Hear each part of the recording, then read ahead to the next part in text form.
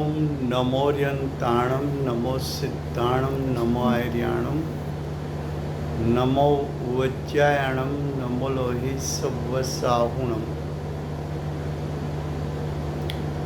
मंगलं भगवान् वीरो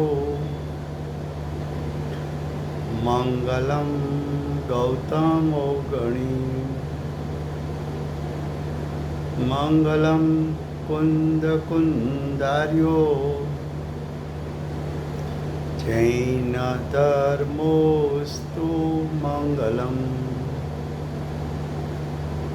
ओंकार बिंदु संयुक्तं नित्यं जायन्ति योगिनः कामदं मोक्षदं चैव ओंकाराय नमो नमः अहोपकार जिनवरनो कुंदनो ध्वनि दिव्यनो जीन कुंद ध्वनि आप्या अहो आ गुरु काननो तुझ ज्ञान ध्याननो रंग अमया दर्श रहो ओ शिव पद तक तुझ संग माता हाथ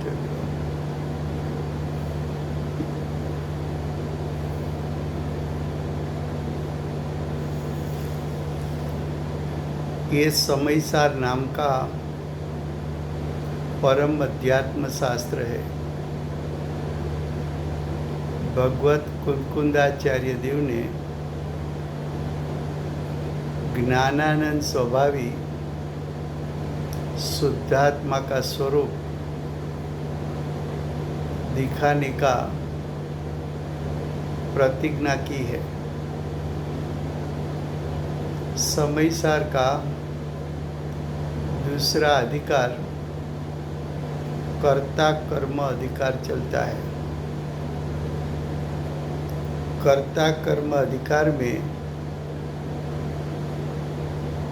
अज्ञानी करता है और उसका अज्ञान मोह राग द्वेष उसका कर्म है, ऐसा 69 गाथा में आचार्य भगवान सिद्ध करना चाहते हैं। आचार्य भगवान इस गाथा में 2 प्रकार का संबंध दिखाते हैं। एक संयोग से सिद्ध संबंध और दूसरा तादात्म्य सिद्ध संबंध। संयोग सिद्ध संबंध का अर्थ है कि जिसका संयोग है उसका वियोग होता है। संयोग से सिद्ध संबंध का अर्थ है पर के संयोग में परिणाम की उत्पत्ति होना और उसका वियोग भी होता है। तो मोह राग द्वेष कर्म के उदय का संयोग और उसमें जुड़ने से जो परिणाम उत्पन्न होता है उसको संयोगी भाव यानी मोह राग द्वेष को संयोगी भाव कहा है। पर द्रव्य का संयोग छूट जाने से कर्म के साथ जुड़ना छूट जाने से जीव की सत्ता में मोह राग द्वेष उत्पन्न नहीं होते तो उसका वियोग हो सकता है। तो अज्ञानी संयोगी भाव का कर्ता यानी अज्ञानी जीव अज्ञान और मोह राग द्वेष का कर्ता होता है। इतना विषय चला है। जीव को ज्ञान स्वभाव के साथ सहयोगी संबंध नहीं है, तादात्म्य सिद्ध संबंध है। क्योंकि आत्मा का ज्ञान स्वभाव आत्मा में अभेद है। ज्ञान स्वभाव आत्मा का तीनों काल रहता है। अज्ञानी को भी ज्ञान स्वभाव तो है, लेकिन वहाँ उसकी दृष्टि नहीं है।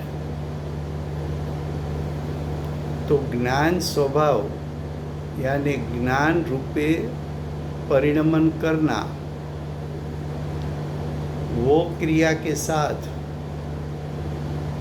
ज्ञानी को तादात्म्य सिद्ध संबंध है।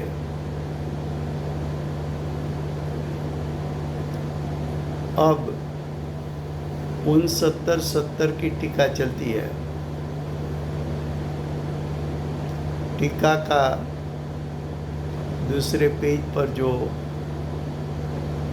पैराग्राफ है, उसमें हम बीच में आए हैं। करीबन 8वीं लाइन के लास्ट 2 शब्द है। अब यहाँ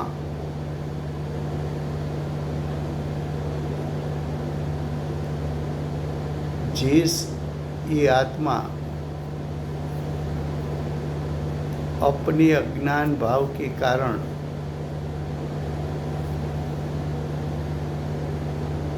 ज्ञान भवन मात्र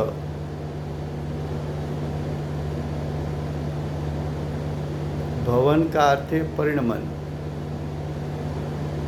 ज्ञान भवन का अर्थ है ज्ञान रूप परिणमन मात्र, जो सहज उदासीन अवस्था। सहज उदासीन अवस्था किसको कहते हैं? कि परद्रव्य को जाना, उसका स्वरूप को जाना, लेकिन उसमें एकत्व करके मोह नहीं किया। पर पदार्थ को जाना, लेकिन पर पदार्थ मुझे हितकारी है अहितकारी है, ऐसा विकल्प होने से तो राग द्वेष होता है। तो ज्ञानी का ज्ञान परद्रव्य को जाने तब, परद्रव्य को जानकर मोह राग द्वेष की उत्पत्ति नहीं करना, उसको ज्ञाता दृष्टा मात्र कहते हैं, उसको उदासीन अवस्था कहते हैं। फिर से गुजराती में શું કહ્યું કે હવે અહીં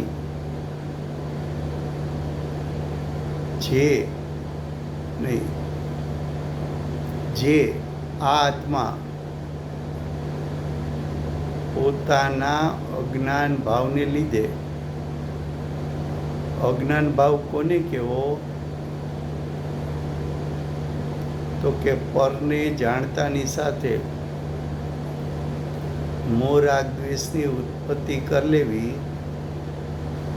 એ અજ્ઞાન ભાવ છે। અજ્ઞાન ભાવ કોને કહેવો? તો કે સ્વ અને પર વચ્ચે વિવેક ન રાખવો એ અજ્ઞાન ભાવ છે। તો કે છે આત્મા પોતાના અજ્ઞાન ભાવને લીધે જ્ઞાન ભવન માત્ર, જ્ઞાન ભવન માત્ર એટલે શું? તો કે ભવન એટલે પરિણમન। તો જ્ઞાન પરિણમન માત્ર, જે સહજ ઉદાસીન અવસ્થા, સહજ ઉદાસીન અવસ્થા કોને કહેવાય? અથવા જ્ઞાતા દ્રષ્ટા અવસ્થા કોને કહેવાય? તો કે પર પદાર્થને માત્ર જાણવું દેખવું એ જ્ઞાતા દ્રષ્ટા અવસ્થા છે. પર પદાર્થ જણાતા એના પ્રત્યે મોહ રાગ દ્વેષ ન કરવો એ જ્ઞાતા દ્રષ્ટા માત્ર અવસ્થા છે.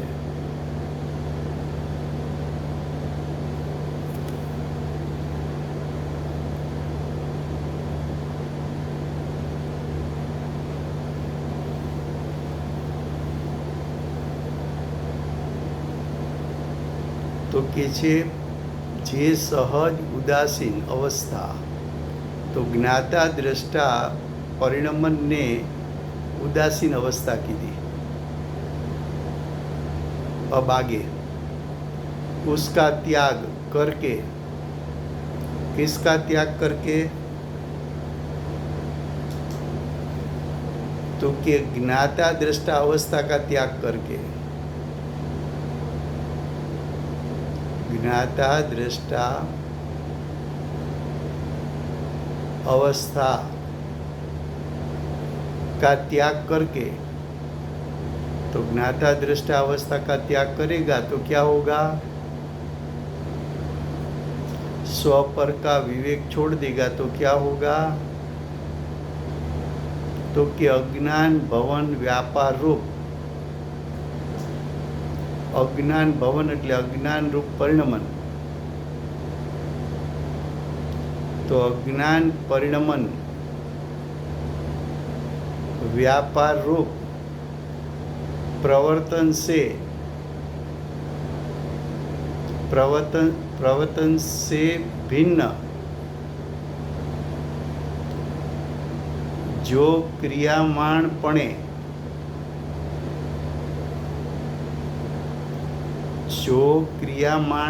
उसका अर्थ जो करने में आता है वो अंतरंग में उत्पन्न होता प्रतिभास है,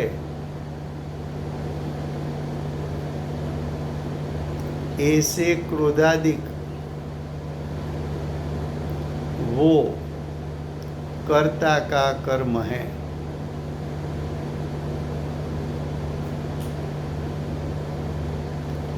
तो पहले ये 4 लाइन सीधी सादी भाषा में पहले समझते हैं कि जीव का स्वभाव ज्ञान है.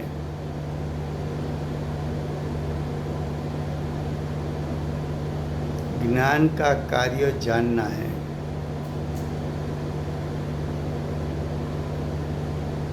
ज्ञान स्व पर प्रकाशक है, स्व को भी जान सकता है, पर को भी जान सकता है.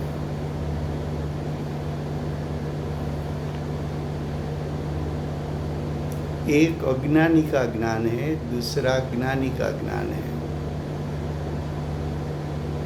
तो अज्ञानी और ज्ञानी दो का ज्ञान में अंतर क्या है,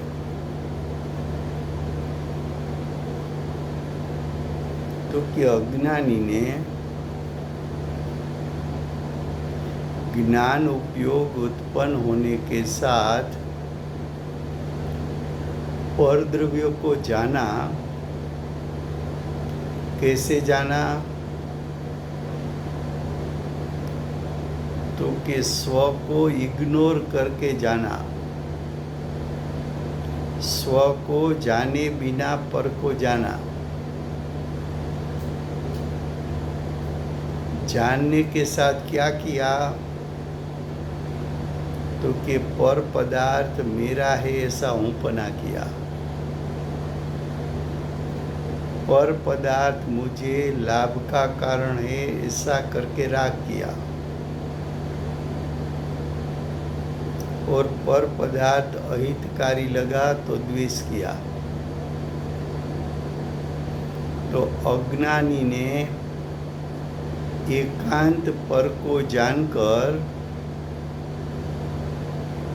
मोह राग द्वेष क्रोध मान माया लोभ की उत्पत्ति की। तो अज्ञानी अज्ञान मोह राग द्वेष का कर्ता बना। तो के अज्ञानी मोह राग द्वेष का कर्ता क्यों बना? तो के पर द्रव्य को जानना दोष नहीं है,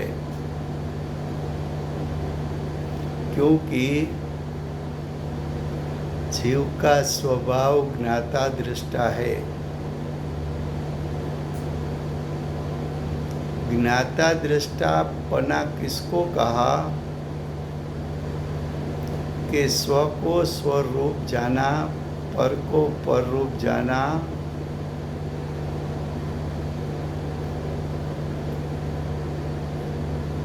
स्वपर को जानकर पर में से हूँपना का त्याग करके स्व में हूँपना किया, और पर को जानकर राग द्वेष उत्पन्न नहीं किया। पर का स्वरूप जैसा था ऐसा जाना, पर का लक्ष्य छोड़कर स्व में हूँपना करके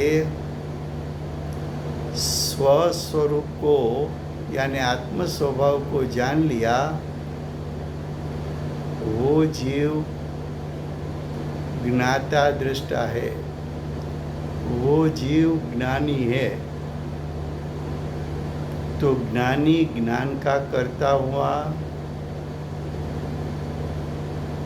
ज्ञानी सम्यक दर्शन ज्ञान चारित्र का करता हुआ, ज्ञानी आंशिक शुद्धता का करता हुआ, लेकिन अज्ञानी अज्ञान का करता हुआ, अज्ञानी मोह राग द्वेष का करता हुआ क्यों बना? मोह राग द्वेष का करता क्यों बना? तो के पर के प्रति उदासीन नहीं रह पाया।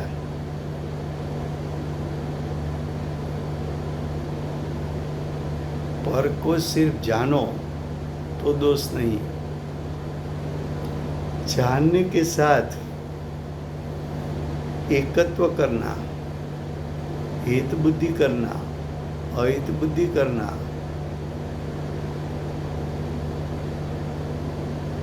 एकांत पर को जाना, तब स्व के प्रति क्रोध हो गया। स्व की अरुचि हो गई तब तो पर को जाना। तो स्व की अरुचि वो तो क्रोध है।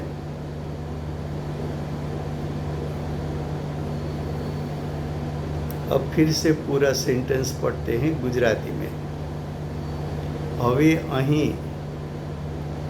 આ આત્મા પોતાના અજ્ઞાન ભાવને લીધે કોની વાત કરે છે? અજ્ઞાનીની। અજ્ઞાની પાસે કયો ભાવ છે? તો કે અજ્ઞાન ભાવ છે। અજ્ઞાન ભાવને લીધે જ્ઞાન ભવન માત્ર જે સહજ ઉદાસીન અવસ્થા તેનો ત્યાગ કરીને, એટલે કે જ્ઞાતા દ્રષ્ટાપણાનો ત્યાગ કરીને અજ્ઞાન ભવન વ્યાપાર રૂપ, એટલે અજ્ઞાન પરિણમન વ્યાપાર રૂપ, અજ્ઞાન પરિણમન વ્યાપાર રૂપ એટલે શું? તો કે ક્રોધાદિ વ્યાપાર રૂપ। ક્રોધાદિ વ્યાપાર એટલે શું? તો કે આત્માના શુદ્ધ સ્વભાવ પ્રત્યે અરુચિનો ભાવ ઉત્પન્ન કર્યો,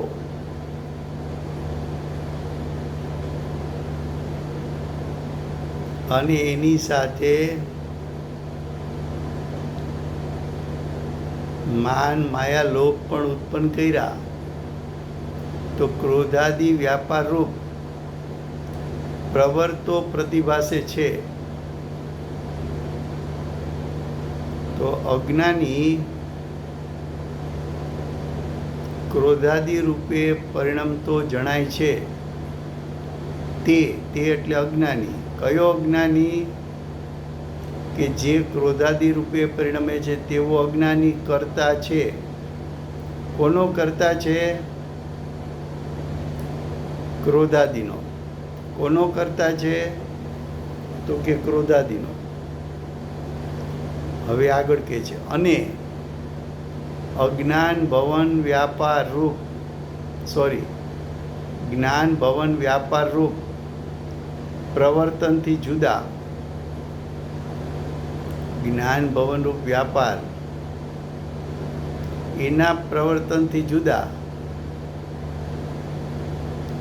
જે ક્રિયામાણપણે એટલે જે કરાતું હોય તે અંતરંગમાં ઉત્પન્ન થતા પ્રતિભાસે છે.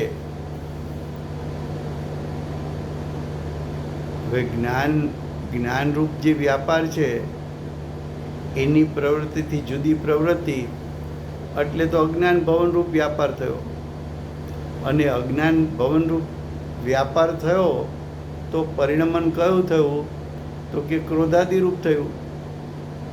અને આ ક્રોધાદિ અંતરંગમાં એટલે પોતાના ભાવમાં ઉત્પન્ન થતા જણાય છે. એવા ક્રોધાદિ તે કર્મ છે. તો આ 3 લાઈનમાં કર્તા કર્મ પણ બતાવ્યું, અસ્થિતિ પણ બતાવ્યું, નાસ્તિથી પણ બતાવ્યું. અસ્થિતિ એમ કીધું કે અજ્ઞાન રૂપે પરિણમે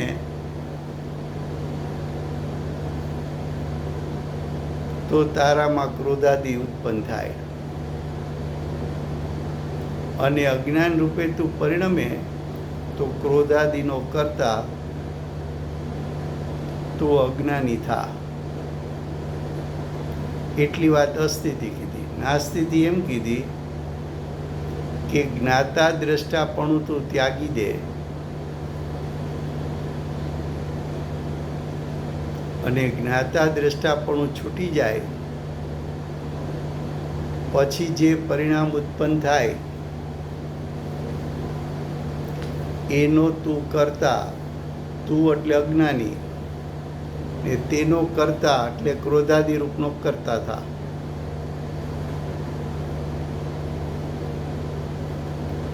अब आगे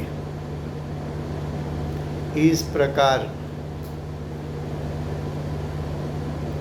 अनादिकाल की अज्ञान से होती हुई ये आत्मा की कर्ता कर्म प्रवृत्ति है. क्या कहा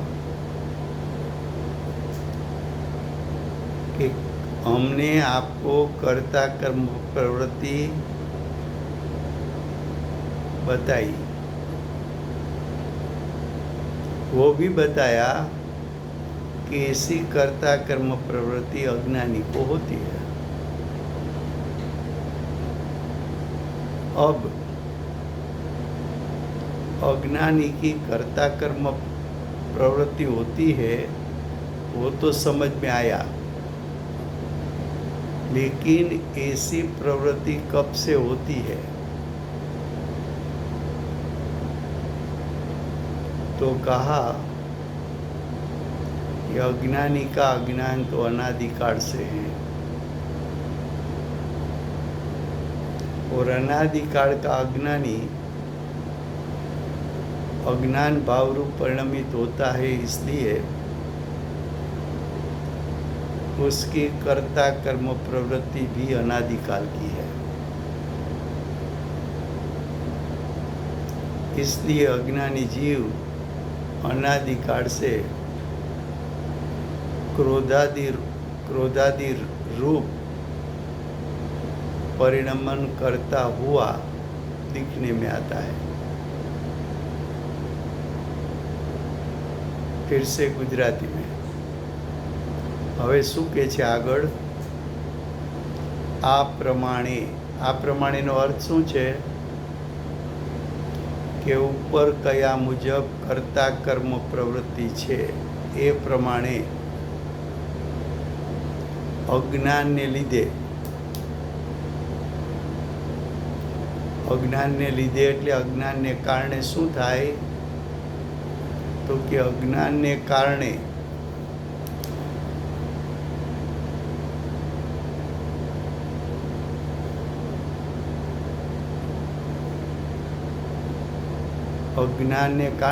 કરતા કર્મભાવ વડે ક્રોધાદિમાં વર્તતા એટલે ક્રોધાદિ રૂપે પરિણમતા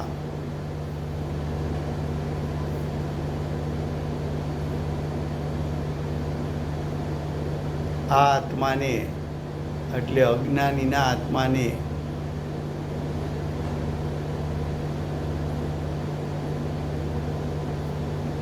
તે જ ક્રોધાદિની પ્રવૃત્તિરૂપ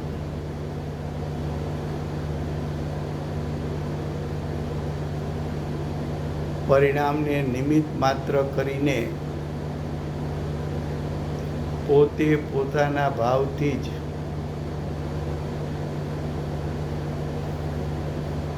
શું કહે છે? પેલા એટલું તો કહ્યું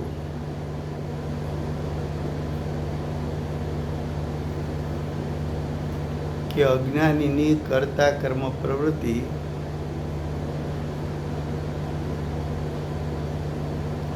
એ તો અનાદિકાળથી ચાલી આવે છે.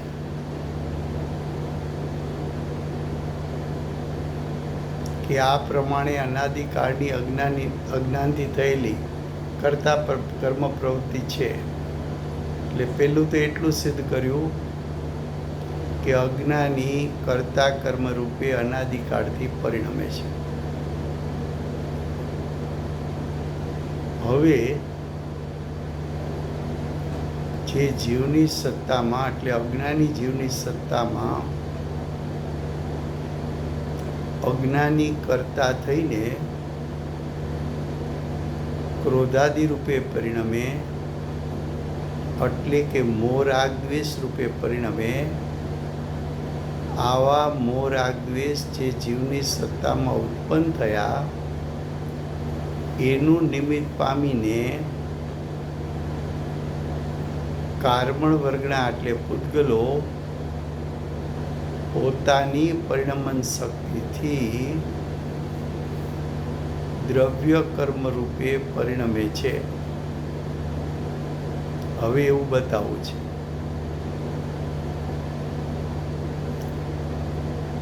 कितना स्टेप बताया? तो कि पहले तो ये बताया कि कर्ता कर्म किसको कहे, बाद में बताया कि कर्ता कर्म प्रवृत्ति अज्ञानी की कब से है, तो कि अनादिकाल से है. कर्ता कर्म प्रवृत्ति होने का कारण क्या है, तो कि अज्ञान है.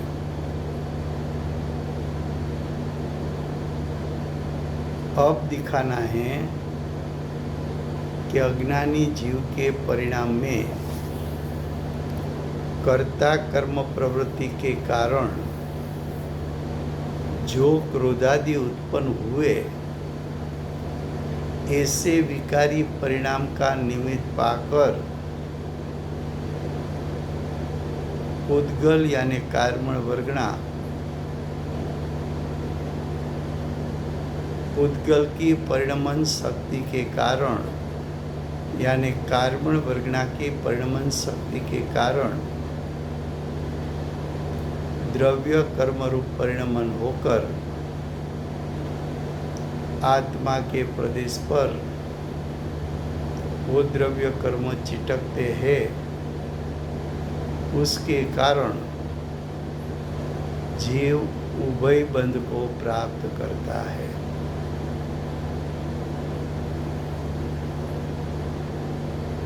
फिर से गुजराती में प्रथम क्या दिखाना था, तो कि कर्ता कौन कर्म कौन. कर्ता किसको कहे, कर्म किसको कहे? सॉरी, हाँ, कर्ता कोने कहेवाय, कर्म कोने कहेवाय? तो के कर्ता अज्ञानीने कहेवाय અને અજ્ઞાનીના અજ્ઞાન કહો અથવા ક્રોધાદિ કહો અથવા મોરાગ્વેષ કહો, એ કર્મ છે. કોનું કર્મ છે? તો કે અજ્ઞાનીનું. કર્તા કર્મ પ્રવૃત્તિ શું કામ ઉત્પન્ન થઈ અજ્ઞાનીને? તો કે જ્ઞાતા દ્રષ્ટા ન રહ્યો માટે થઈ.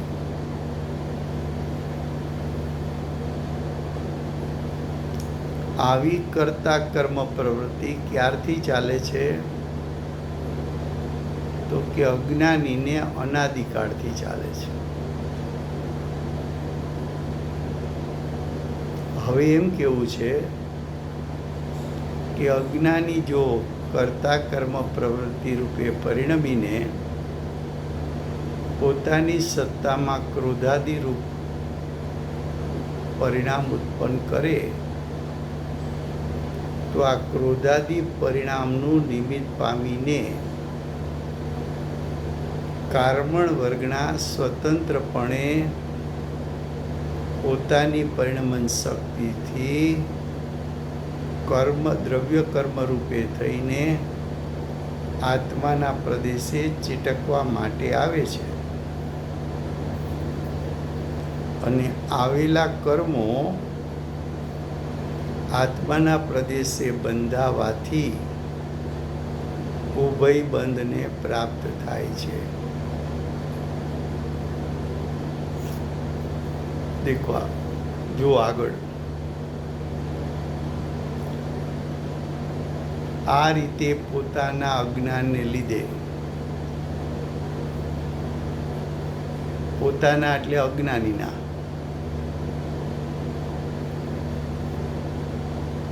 પોતાના એટલે અજ્ઞાનીના અજ્ઞાનને લીધે, લીધે એટલે કારણે, તો અજ્ઞાનીના કારણે, અજ્ઞાનના કારણે કરતા કર્મ ભાવ વડે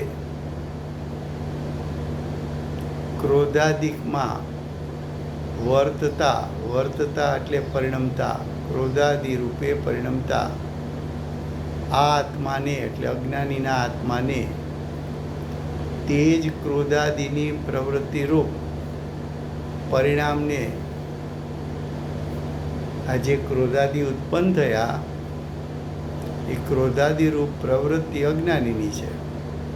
તો અજ્ઞાનીની પ્રવૃત્તિના પરિણામને નિમિત્ત માત્ર કરીને કોને નિમિત્ત બનાવ્યું? ક્રોધાદિ પરિણામને. પોતે પોતાના ભાવથી જ પરિણમતું, પોતે એટલે પૂતગલ દ્રવ્ય,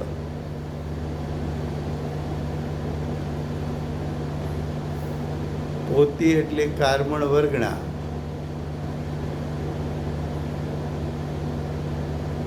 પોતાના ભાવથી જ એટલે પોતાની પરિણમન શક્તિથી પરિણમતું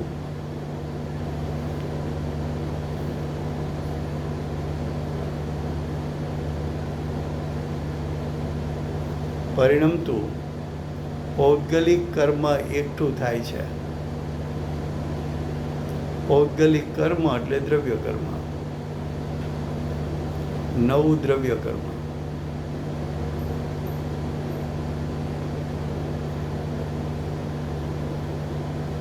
फिर से हिंदी में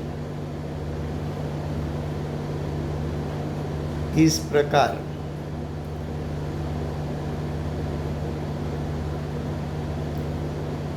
अपने अज्ञान के कारण, अपने अज्ञान के कारण, अपने का अर्थ किया अज्ञानी का अज्ञान के कारण कर्ता कर्म भाव के द्वारा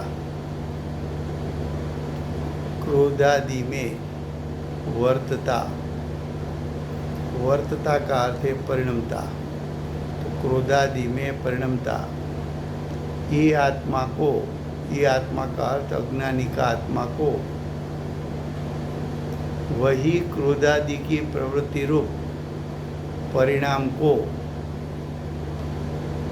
अज्ञानी ने कर्ता कर्म प्रवृत्ति की तो क्रोधादि उत्पन्न हुआ, तो वो क्रोधादि परिणाम को निमित्त मात्र करके क्रोधादि परिणाम निमित्त किस पे निमित्त, तो कि कर्म वृग्ना में से कर्म बनने में। तो क्रोधादि परिणाम को निमित्त मात्र करके स्वयं अपने भाव से, यानी कर्म वृग्ना स्वयं अपने भाव से ही, अपने भाव से का भाव का अर्थ है परिणमन से, तो कर्मण वृग्ना स्वयं अपनी परिणमन शक्ति से ही परिणमता पौद्गलिक कर्म को संचय करता है, यानी नवा द्रव्य कर्म को संचय करता है, प्रकट करता है। इस प्रकार का अर्थ है निमित्त नैमित्तिक संबंध। किसके बीच में? जीव के क्रोधादि और कर्मण वृग्ना का कर्म रूप होना। तो क्रोधादि जीव का परिणाम, कर्मण वृग्ना में से कर्म होना वो पुद्गल का परिणाम। तो इस प्रकार जीव और पुद्गल का परस्पर अवगाह, परस्पर अवगाह उसको अर्थ क्या कहते हैं? उसको क्या कहते हैं? जीव ने कर्म को अवगा दी और कर्म ने जीव को अवगा दी, दोनों परस्पर बंध को प्राप्त हुए ना। अवगा जिसका लक्षण है, ऐसे संबंध रूप बंध सिद्ध होता है। संबंध रूप बंध उसको क्या कहते हैं? उभय बंध। उसको क्या कहते हैं? उभय बंध। तो देखो, कर्म का बंध होने का कारण क्या हुआ? मूल कारण अज्ञान। अज्ञान से क्या हुआ? क्रोधादि उत्पन्न हुए। अज्ञान से क्या हुआ? मोह राग द्वेष उत्पन्न हुए। कहाँ उत्पन्न हुए? जीव की सत्ता में। वो जीव कौन सा है? तो क्या अज्ञानी जीव है।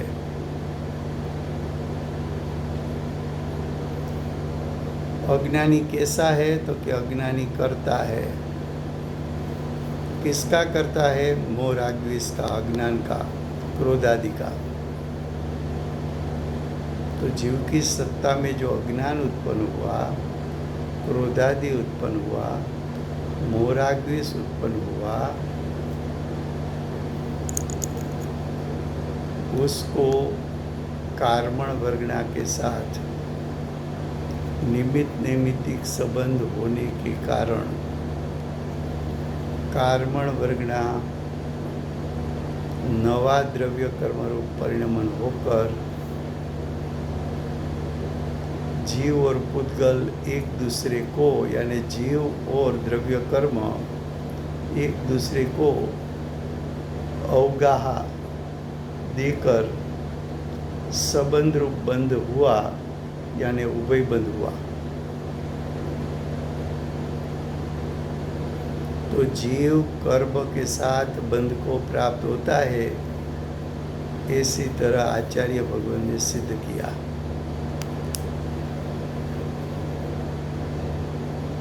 तब यहाँ प्रश्न होता है किसी को कि अज्ञानी मोह राग द्वेष का करता है, अज्ञानी राग द्वेष का करता है, तो क्या ज्ञानी को राग नहीं होता? तो कि ज्ञानी को राग होता है, लेकिन राग में एकत्व नहीं है। ज्ञानी को राग का राग नहीं है। ज्ञानी को राग करने जैसा नहीं लगता। ज्ञानी को राग सुखमय नहीं लगता।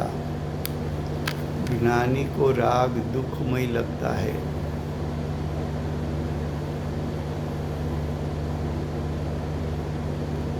तो जिसको राग के प्रति एकत्व न हो वो अज्ञानी नहीं है, वो कर्ता नहीं है, और उसको अज्ञान उत्पन्न नहीं होता है।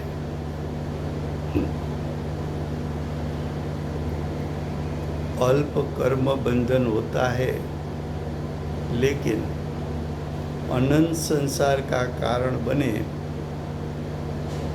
ऐसा ज्ञानी का राग नहीं है। ज्ञानी का राग अनंत संसार का कारण बन नहीं सकता। इसलिए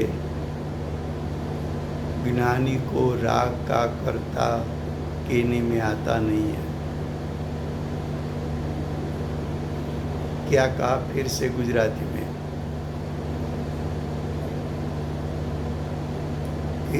કોઈને એવો પ્રશ્ન થાય કે આપ કહો છો કે અજ્ઞાની રાગાદિનો કરતા છે, ક્રોધાદિનો કરતા છે, તો શું જ્ઞાનીને રાગ થતો નથી? શું જ્ઞાની રાગના કરતા નથી? તો કે જ્ઞાની પાસે જ્ઞાન ભાવ હોવાથી, સમ્યક જ્ઞાન હોવાથી, સ્વપર પ્રકાશક જ્ઞાન હોવાથી જ્ઞાની પરદ્રવ્યને જાણતા એમાં એકત્વ કરતા નથી, તો એની દશામાં મિથ્યાત્વ અને અનંતાનુબંધી કસાયનો રાગ ઉત્પન્ન થતો નથી, પણ અસ્થિરતાનો રાગ ઉત્પન્ન થાય છે. મિથ્યાત્વ અને અનંતાનુબંધી કસાય સહિતનો રાગ અનંત સંસારનું કારણ છે. જ્યારે મિથ્યાત્વ અને અનંતાનુબંધી કસાય રહિતનો રાગ અલ્પ સંસારનું કારણ છે, તો પણ જ્ઞાની એને રાગ કરવા જેવો લાગતો નથી. જ્ઞાની ને રાગનો રાગ નથી. જ્ઞાનીને રાગ હિતકારી લાગતો નથી. જ્ઞાનીને રાગ સુખમય લાગતો નથી. તો જ્ઞાનીને અનંત સંસારનું કારણ થાય એવા મોહ રાગાદિ ઉત્પન્ન થતા નથી. માટે જ્ઞાની અજ્ઞાનનો કરતા નથી, ક્રોધાદિનો કરતા નથી, રાગ દ્વેષનો કરતા નથી. હવે अब आगे अनेकात्मक होने पर भी अनादि एक प्रवापने होने से जिसमें से इतराश्रय दोष दूर हुआ है, ऐसा वो बंध कर्ता कर्म की प्रवृत्ति का निमित्त जो अज्ञान उसका निमित्त है.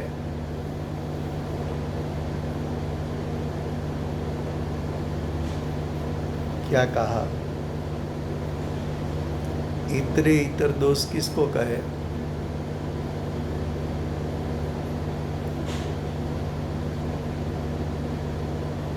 कि मैं कहूँ कि जिन मंदिर कहाँ है, तो मैंने कहा मेरे घर के सामने। तो फिर किसी ने पूछा कि आपका घर कहाँ है, तो मैंने बोला जिन मंदिर के सामने।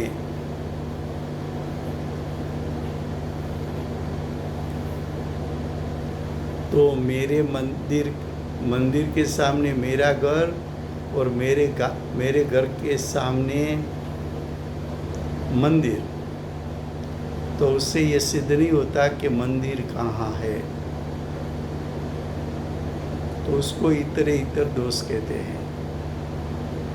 वैसी तरह ध्यान से सुनना कि जीव ने मोह राग द्वेष किया तो कर्म का बंधन हुआ, वो कर्म फिर से उदय में आया। तो जीव ने मोह राग द्वेष किया, मोह राग द्वेष हुआ तो जीव ने फिर से कर्म बांधा। अगर ऐसा होता रहे तो कभी भी जीव मोह राग द्वेष से छूट नहीं सकता, द्रव्य कर्म से छूट नहीं सकता। तो उसको इतर इतर दोष कहने में आता है कि जीव ने विभाव किया तो कर्म का बंधन, कर्म का उदय आया, जीव उसमें जुड़ गया तो मोह राग द्वेष किया, तो ऐसा चक्कर तो चलता ही रहा। तो क्या जीव कभी मुक्त नहीं हो सकता? तो कहना ऐसा नहीं है। कर्म का उदय आया तो जीव उसमें स्वतंत्र है, जुड़ना या नहीं जुड़ना। तो जब जीव स्वभाव लक्षी पुरुषार्थ करेगा तो कर्म का उदय नहीं कहलाएगा, वो कर्म की निजरा हो जाएगी। तो जब जीव कर्म में जुड़ना बंद कर दे तो फिर से मोह राग द्वेष की साइकिल टूट जाती है। तो वहाँ इतरे इतर दोष नहीं है। तो देखो क्या कहा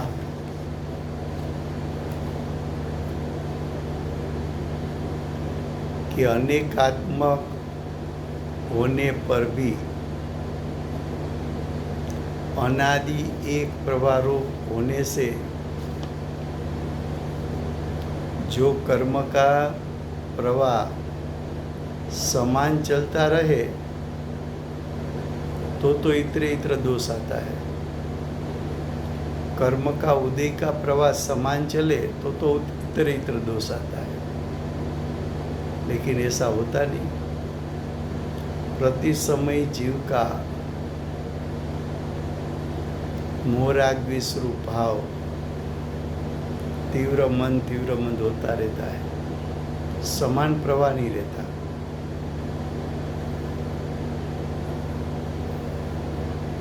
और कर्म का बंधन भी प्रति समय समान नहीं होता। और कर्म का उदय आया तो उसमें जुड़ना कंपलसरी नहीं है, तो वहाँ इतरे इतर दोष नहीं है। अब भावार्थ,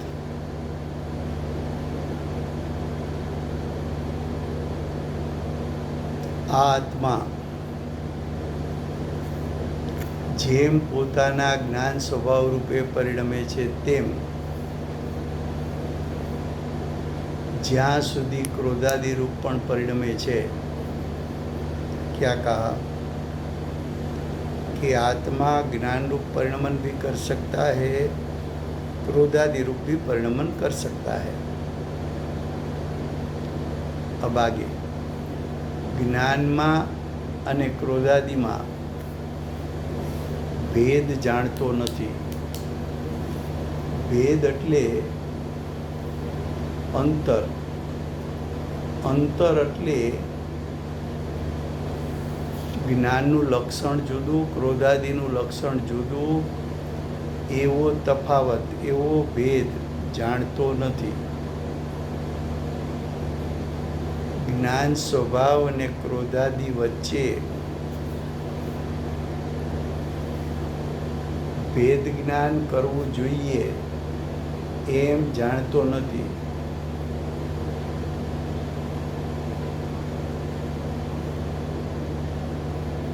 ભેદ જ્ઞાન કરવું જોઈએ એમ જાણતો નથી. ત્યાં સુધી તેને કરતા કર્મ પ્રવૃત્તિ છે. શું કહ્યું? કે આ કરતા કર્મ પ્રવૃત્તિ ભલે અનાદિની છે, પણ એ કરતા કર્મ પ્રવૃત્તિ છૂટી શકે કે ના છૂટી શકે? करता कर्म प्रवृत्ति अनादि की है, लेकिन उसका त्याग हो सकता है कि नहीं हो सकता है? तो कि त्याग हो सकता है. कब हो सकता है? तो कि एक तरफ ज्ञान स्वभाव को धरने वाला आत्मा, दूसरी तरफ पर्याय में उत्पन्न हुआ क्रोधादि. तो क्रोधादि ज्ञान स्वभाव के लिए पर है, ज्ञान स्वभाव स्व है. स्व और पर दोनों के बीच में भेद ज्ञान करके क्रोधादि पर से दृष्टि उठाकर ज्ञान स्वभाव पर दृष्टि करना, क्रोधादि में से उपयोग छोड़कर ज्ञान स्वभाव में उपयोग को एकाग्र करके क्रोधादि की लीनता को छोड़कर आत्म स्वभाव की लीनता करने से कर्ता कर्म की प्रवृत्ति छूट जाती है. यानी अज्ञानी का अज्ञान छूट जाता है, अज्ञानी का मोह राग द्वेष छूट जाता है, अज्ञानी का क्रोधादि भाव छूट जाता है.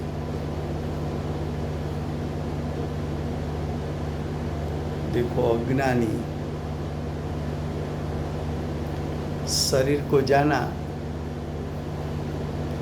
तो व्रत तप आदि की शरीर की क्रिया मेरी क्रिया है. किसकी क्रिया है? मेरी क्रिया है.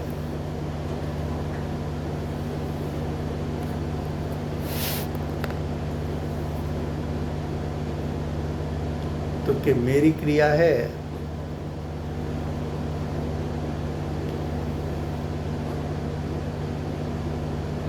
क्रोधादि रूप क्रिया मेरी क्रिया है.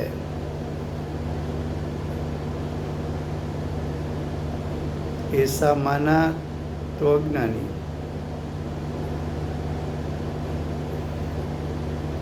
मैं ज्ञान स्वभावी हूँ,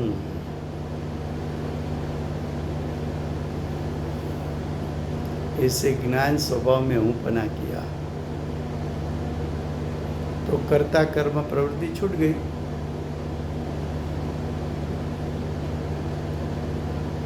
શું કહ્યું?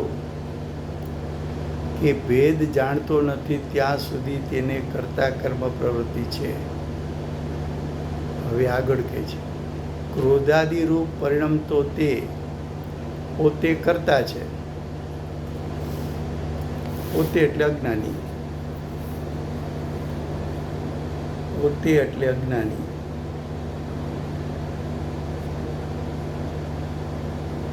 અને ક્રોધાદિ તેનું કર્મ છે. તેનું એટલે અજ્ઞાનીનું કર્મ છે.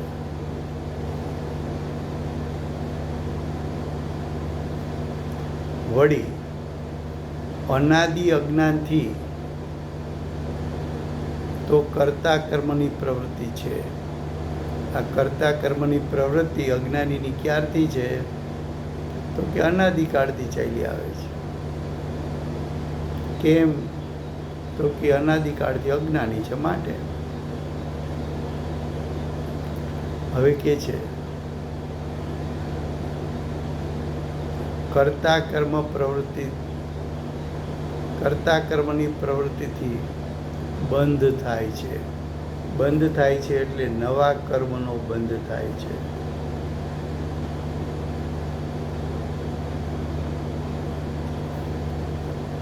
અને તે બંધના નિમિત્તથી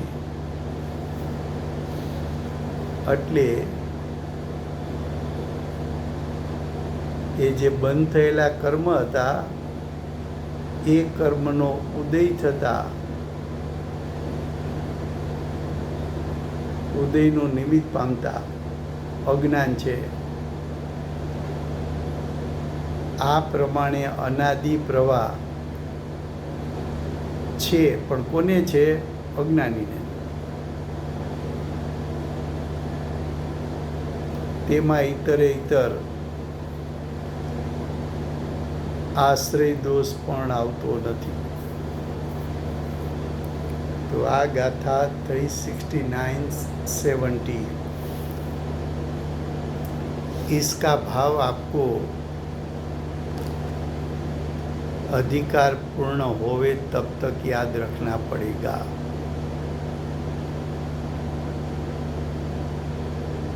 कि कर्ता कर्म अधिकार में कर्ता किसको कहा, कर्म किसको कहा. ऐसी प्रवृत्ति कर्ता कर्म की किसको होती है. कर्ता कर्म प्रवृत्ति होने का कारण क्या है. ऐसी कर्ता कर्म प्रवृत्ति छूट सकती है कि नहीं छूट सकती है. छूट सकती है तो कब छूटेगी, कैसे छूटेगी, इतनी बात आपको याद रखना है. अब लास्ट 2 लाइन है.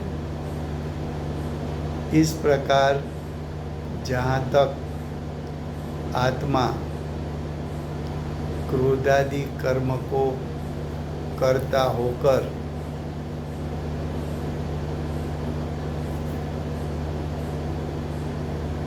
परिणमन करते हैं,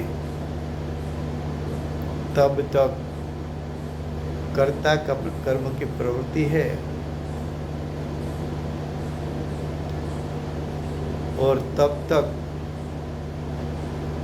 कर्म का बंध यानी नए कर्म का बंध होता है.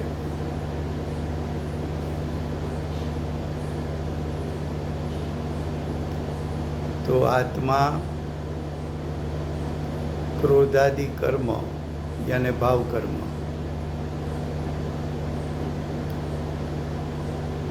उसका कर्ता बन के परिणमन करता है, तब तक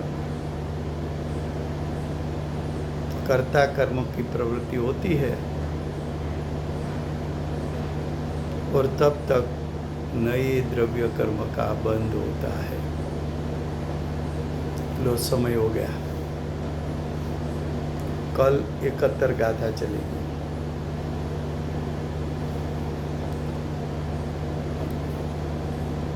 वर्तमान 24 आखरी तीर्थंकर बाल ब्रह्मचारी महावीर भगवान नो जय हो. महाविधि क्षेत्रे बिराजता प्रथम तीर्थंकर धर्म धुरंधर अनंत चतुष्टयना धारक दिव्य ध्वनिना दातार शासन उपकारी सिमंदर भगवान नो जय हो.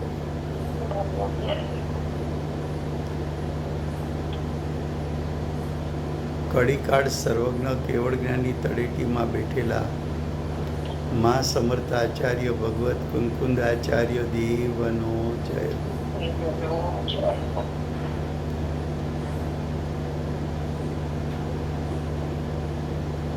વર્તમાન કાળે કર્તા કર્મનું સ્વરૂપ સમજાવનાર, તીર્થના નાયક, તીર્થના સ્થાપક, તીર્થના પ્રવર્તક, પરમ કૃપાળુ શ્રી સદગુરુ દેવનો જય. પૂજ્ય ગુરુદેવના નવ ભવનો મહિમા બતાવનાર, સ્વાનુભવયુક્ત, જાતિસ્પણ જ્ઞાનયુક્ત પ્રસમ મૂર્તિ ભગવતી માતનો જય હો. સમ્યક દર્શનની પ્રાપ્તિમાં નિમિત્તરૂપ ચિનવાણી માતનો જય હો. પૂજ્ય ગુરુદેવ અને માતાજીની સાધના ભૂમિ સુવર્ણપુરી ધામનો જય હો. સુવર્ણપુરી ધામમાં બિરાજતા સર્વે દેવશાસ્ત્ર ગુરુ ભગવંતનો જય હો. વર્તમાન ગુરુ અને ભવિષ્યના તીર્થંકર શ્રી સૂર્યકીર્તિ ભગવાનનો જય હો. શ્રી સૂર્યકીર્તિ ભગવાનના સમોસરના મુખ્ય ગણધર દેવેન્દ્ર કીર્તિનાથ ભગવાનનો જય હો. પરમ દિગંબર જૈન ધર્મનો જય.